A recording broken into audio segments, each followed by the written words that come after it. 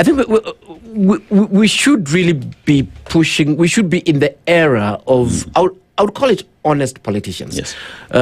Honest not necessarily because they're totally clean, but honest in terms of the agenda they're pushing. Where it is clear that it's not some funny guys who have given them money, and then that becomes priority for Parliament. But it's their people who are saying no.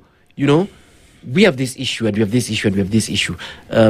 How can this be sorted out? Some are developmental issues, some are issues that require governance issues, others are policy issues, and so on. I think I'm really convinced that we are actually in that era. Myself, I'm trying to convince a few of my friends who are getting into politics that it's possible. Don't just go and whatever. I don't know whether the experiment will work, but I'm telling them, look here, you look at yourself as a politician, as the person who creates platform for people to bring in the issues, and then you decipher them, and then you push for them, and you come back as a modus operandi.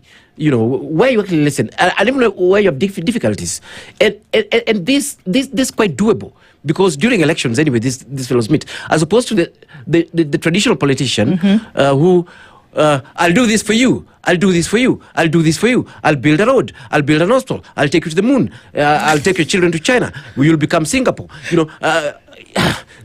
We're not. We want you to listen to us. Put differently, this particular politician who listens, you may not be able to do everything. Politicians are not gods. So it doesn't mean that it doesn't mean that exactly that if you listen to everything that the Wananchi has put, that you'll be able to do them. No. The point of listening is so that eventually the agenda you're pushing is not yours. It is actually the people you represent, because in its purest form, that is actually your role. It is to pick up these issues and say, fine, the priority issues for my people, for people in my region, is 1, 2, 3, 4 things.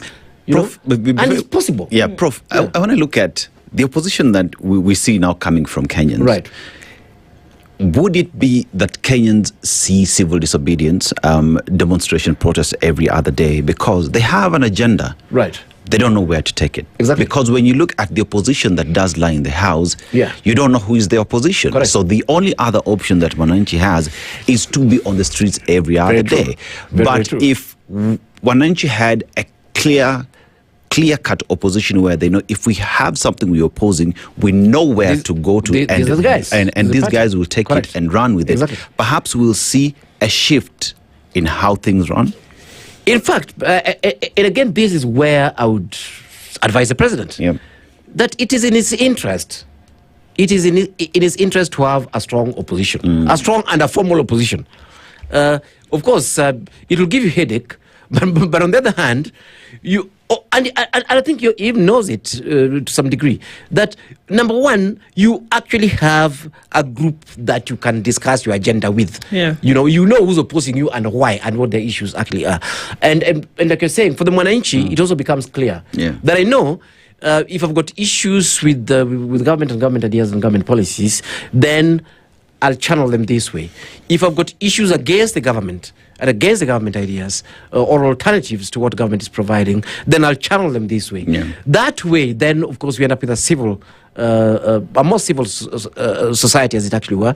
That I don't need to go and make a fool of myself and risk my life and limb on the road, while I can actually achieve the same, through on the table, directly through the formal systems. So it is in our interest as a country to ensure that the opposition is properly institutionalized.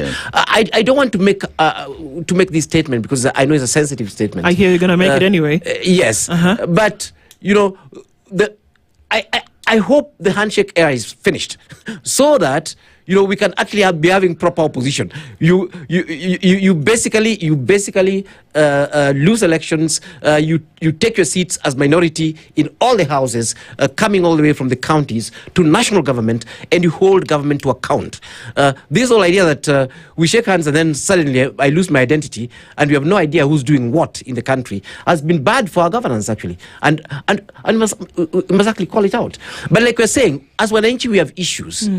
We have, and some of those issues are very basic. Yeah. You know, Dennis, my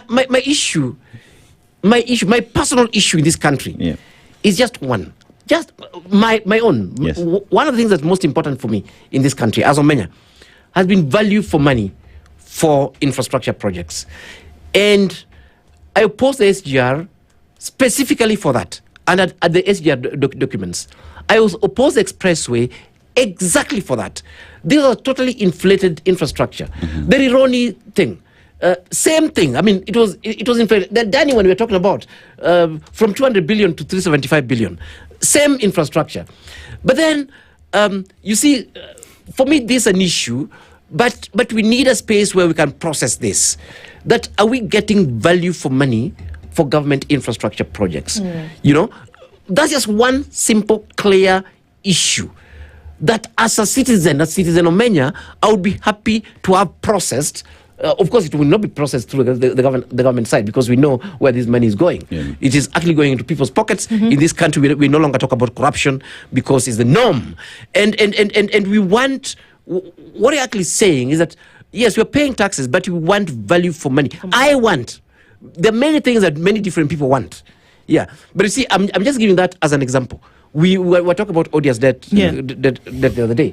I mean, today, actually. And it is a clear agenda. And as Dennis is saying, where do we process this? Now do I go and sit down with Jimmy? But I'm sitting down with him as who? I'll feel like I'm just disturbing this guy. Because I didn't vote him. He's not occupying any particular position. Of course, he has his party. Yeah. But it will even be better if we could process these things through the formal opposition and through, the formal minorities in all these houses, be they environmental issues, be they at local level, be they development control issues, be they issues of, like we're saying just now a short while ago, be they issues of national budgets and where those things are going and so on. Taking all those things into consideration.